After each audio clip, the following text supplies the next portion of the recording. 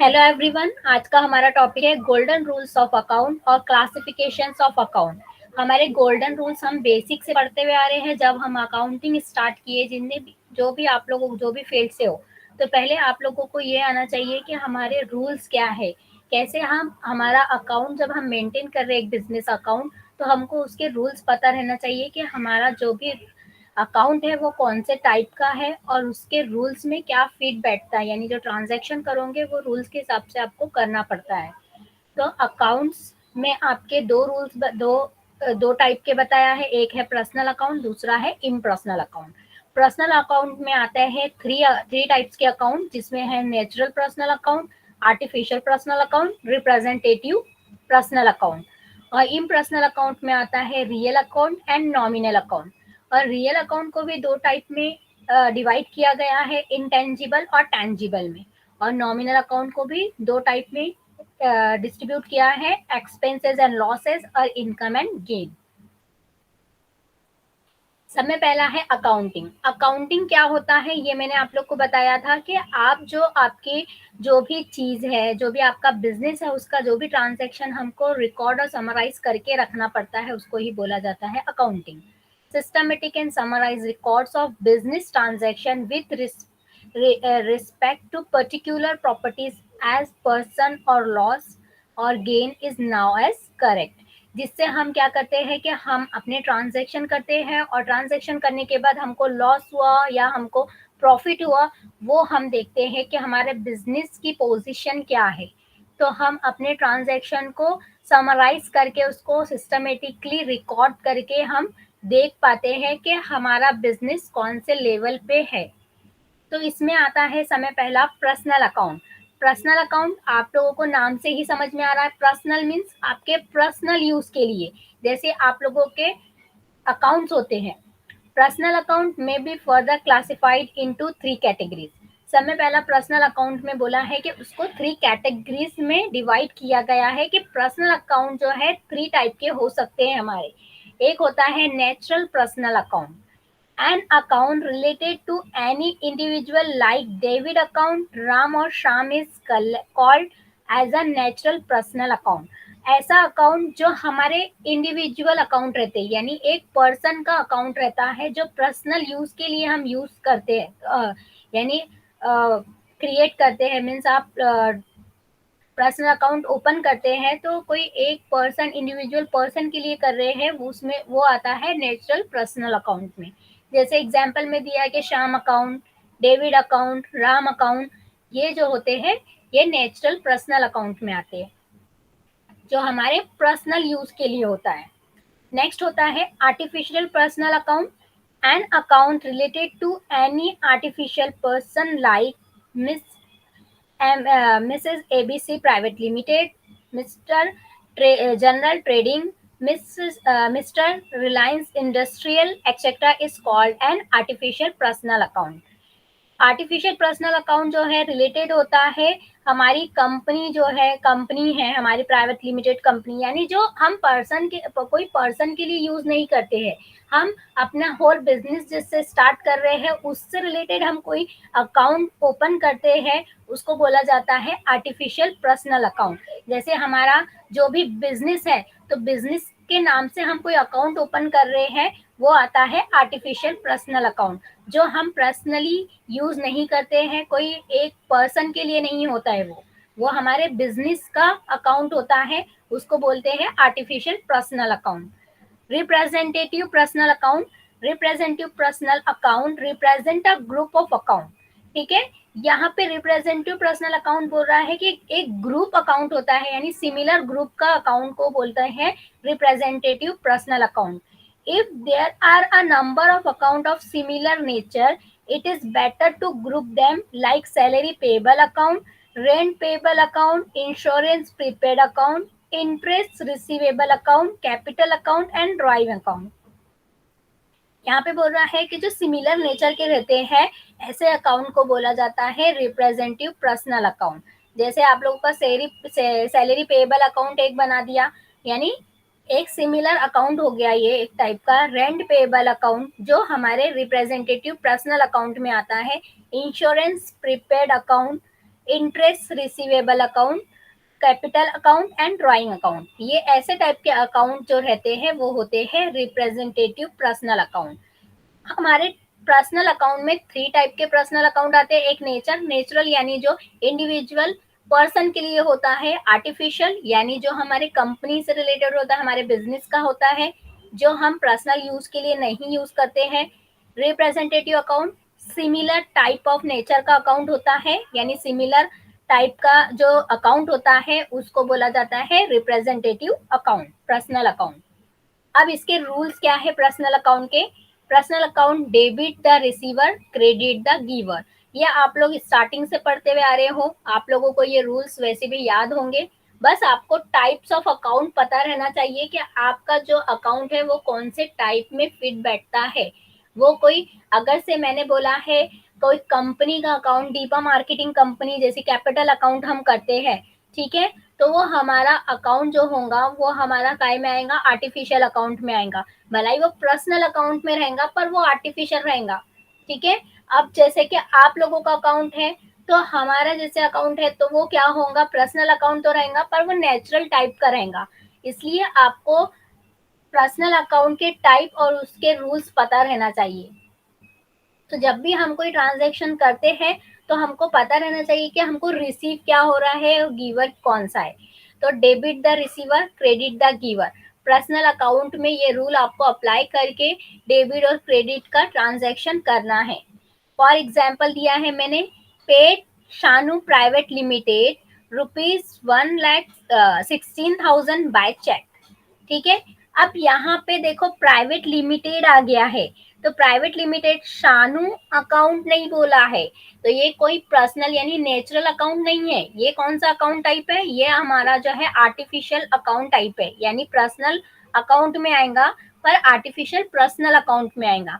जिसमें बोला है कि एक प्राइवेट लिमिटेड कंपनी है जो क्या कर रही है, चेक से पेड कर रही है ₹16,000।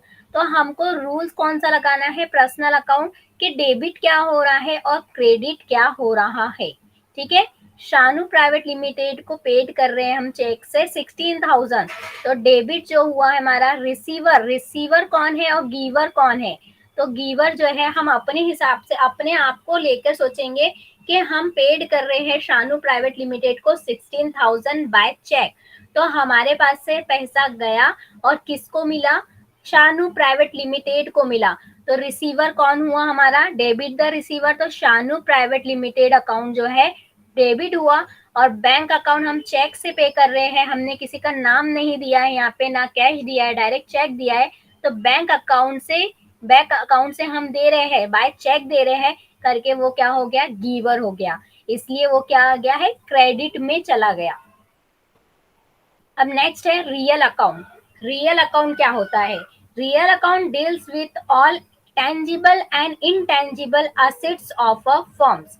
ये असेट से रिलेटेड है, फर्म से रिलेटेड है रियल अकाउंट, टेंजिबल और इनटेंजिबल, ठीक है। दो टाइप के अकाउंट बताया है रियल अकाउंट में। टेंजिबल अकाउंट सिंपल सा एग्जाम्पल मैंने यहाँ पे दिया है, जिसको हम टच कर सकते हैं, जिसको हम देख सकते हैं, फिजिकली फील कर सकते हैं, ऐसे अकाउंट को बोला जाता है टेंजिबल रियल अकाउंट, ठीक है।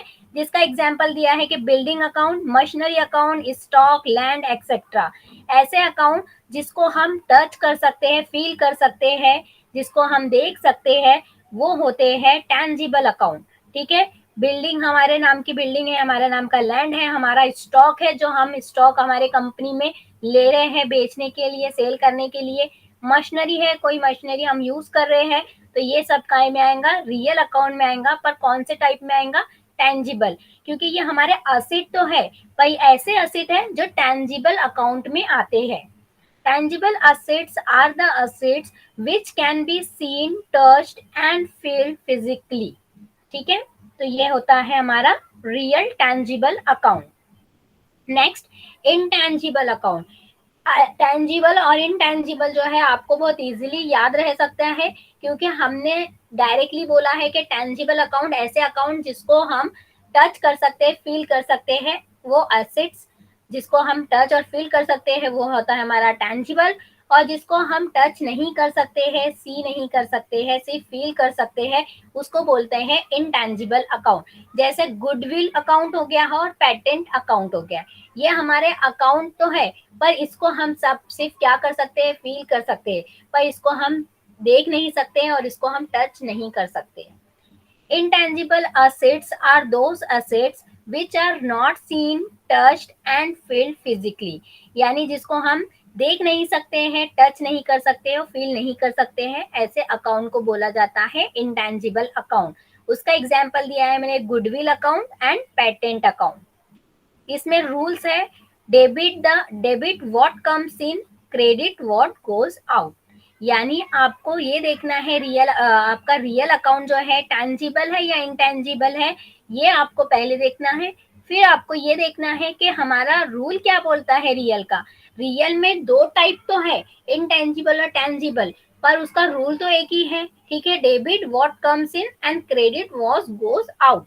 यानी आपको क्या मिल रहा है और आपके पास से क्या जा रहा है, ठीक है। तो यहाँ पे है purchase machinery for ₹18,000 in cash. आपने क्या किया, परचेज किया मशीनरी को 88,000 में कैश में, ठीक है। तो आपके पास क्या आ रहा है, तो क्रेडिट व्हाट गोज आउट, क्या जा रहा है और क्या आ रहा है, ठीक है। तो मशीनरी हम जब परचेज करेंगे तो मशीनरी हमारे पास आएंगी, तो जो मशीनरी होंगी तो वो क्या होंगी, डेबिट होंगी। तो डेबिट व्हाट कम्स इन, तो पहला रूल हमारा क्या लगेगा, परचेज मशीनरी अकाउंट, तो वो आएगा डेबिट में। और हमारे पास से कैश जा रहा है कितने, 8,000 का कैश जा रहा है, तो क्रेडिट व्हाट गोज आउट। तो हम 88,000 जो है क्या करेंगे, कैश को क्रेडिट करेंगे और मशीनरी क्या होगा, डेबिट होगा। नेक्स्ट, ऐसे ही हम अगर से सोल्ड गुड्स कर रहे हैं 20,000 का, तो हमारे पास क्या आ रहा है और हमारे पास से क्या जा रहा है, तो आपको रियल अकाउंट जो है उसका रूल अप्लाई करना है और यहाँ देखना है। तो जब हम गुड सोल्ड कर रहे हैं तो हमारे पास से what comes in and what goes out, तो हमारे पास जो है कैश आ रहा है, तो गोज आउट कौन जा रहा है, सेल जो भी हम कर रहे हैं वो जा रहा है। तो यहाँ पे क्या हुआ, क्रेडिट व्हाट कम्स इन, तो कैश हमारे पास आया, तो हमारा पहले क्या हुआ, कैश अकाउंट क्रेडिट हुआ, और डेबिट क्या हुआ, हम क्रेडिट डेबिट हमारा हुआ कैश अकाउंट 20,000 से, और क्रेडिट क्या हुआ हमारा, सोल्ड गुड्स। तो ये होता है हमारे रूल्स। तो आपको ये ध्यान देना है, हमारे परचेज अकाउंट और सेल अकाउंट की बहुत सारी एंट्री आती है, ये सब बहुत कॉमन रहता है, ठीक है। भले ही हमारा जो पर्सनल अकाउंट की जो हम कर रहे हैं, ये हम हमारा जो है रियल अकाउंट में जो परचेज अकाउंट, सेल्स अकाउंट, ये हम बहुत बार यूज करते हैं। तो आपको ये याद रखना है rule, debit and credit. Next, nominal account.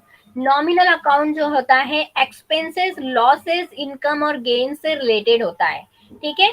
जहां पे भी एक्सपेंसेस की बात होती है, लॉसेस की बात होती है, या कोई इनकम रिसीव हो रही है, या कुछ हमको गेन हो रहा है, फायदा हो रहा है, तो वो सब चीजें काय में आएंगी, नॉमिनल अकाउंट में आएंगी। Accounts related to expenses, losses, income or gain are called nominal accounts. For example salary account. Salary account क्या है, हमारा एक्सपेंसेस है। हम अगर से बिजनेस स्टार्ट कर रहे हैं तो हमारा जो भी एम्प्लॉय है, तो हम उस पे क्या कर रहे हैं, हम उसको पैसे पे कर रहे हैं, मंथली पे कर रहे हैं। तो सैलरी पे हमारा क्या हुआ, एक तरह का एक्सपेंसेस हुआ, तो हमारा वो एक्सपेंसेस क्या कहलाएगा, नॉमिनल अकाउंट कहलाएगा। इंटरेस्ट अकाउंट, हमने कोई प्रोडक्ट लिया या हमको कोई रिसीव हो रहा है, ठीक है, इंटरेस्ट, हमने हमारे कोई चीज पे हमको इंटरेस्ट मिल रहा है, तो वो क्या हुआ, हमारा इनकम हुआ, क्योंकि हम कोई चीज पे हमको इंटरेस्ट मिल रहा है, तो हमारा वो इनकम हुआ। प्रॉफिट जो हमारा गेन होगा, और loss, profit on the sale of assets account, loss on the sale of assets account, ठीक है। कोई हमारा प्रॉफिट होता है तो वो गेन में जाता है, और लॉस होता है तो वो हमारा लॉसेस में जाता है। तो ऐसे टाइप अकाउंट को बोला जाता है नॉमिनल अकाउंट। चाहे वो हमारा एक्सपेंसेस हो, कोई भी रिलेटेड एक्सपेंसेस हो, जैसे हमारा टी एक्सपेंसेस हो गया, सैलरी एक्सपेंसेस हो गया, इलेक्ट्रिक बिल एक्सपेंसेस हो गया, ये हमारा नॉमिनल अकाउंट में आता है। लॉसेस हमारा कोई भी टाइप का होता है, जैसे यहाँ पे बताया है कि हमारे एसेट्स में हमको प्रॉफिट हुआ तो हम गेन करेंगे, हमारा बिजनेस जो है इंक्रीज होगा, और अगर से हम कोई सेल है, हमारा जो जो भी असेट्स को हम सेल कर रहे हैं उसमें हमको लॉस होता है तो हमारा डिक्रीज हो जाएगा। ठीक है, कोई तरह की हमको इनकम आ रही है, कमीशन रिसीव हो रहा है, इंटरेस्ट रिसीव हो रहा है, तो ये एक तरह की हमारे पास क्या हो रहा है कि हमारे बिजनेस में हमको इनकम मिल रही है। तो ऐसे टाइप के अकाउंट को बोला जाता है नॉमिनल अकाउंट। उसका रूल क्या है? Debit debit all expenses and losses. देखो कल मैंने आप लोगों को एक पेमेंट वाला कराया था, टी एक्सपेंसेस, इसलिए मैं टी आपका हरदम डेबिट में ले रही थी। टी हो गया, इलेक्ट्रिक बिल हो गया, वो क्या होता है, डेबिट में जाता है, क्योंकि जो भी हम एक्सपेंसेस कर रहे हैं, जो हमको लॉस हो रहा है, वो हमारा डेबिट होता है। क्रेडिट इनकम्स एंड गेन, जो भी हमारे इनकम्स हो रहे हैं, जो भी हम गेन कर रहे हैं, तो वो होता है क्रेडिट में। यहाँ पे देखो दिया है मैंने example, salary paid of staff 22,000, salary paid किया है। ठीक है, तो सैलरी पेड करने के बाद हमको क्या हो रहा है कि हम एक्सपेंसेस कर रहे हैं एक तरह का। ठीक है, सैलरी पेड कर रहे हैं तो हमारा एक्सपेंसेस हुआ, और जो कैश अकाउंट है हमारा रियल अकाउंट में आया, क्योंकि हमारे पास से क्या जा रहा है, गोज आउट हो रहा है हमारे पास से कैश।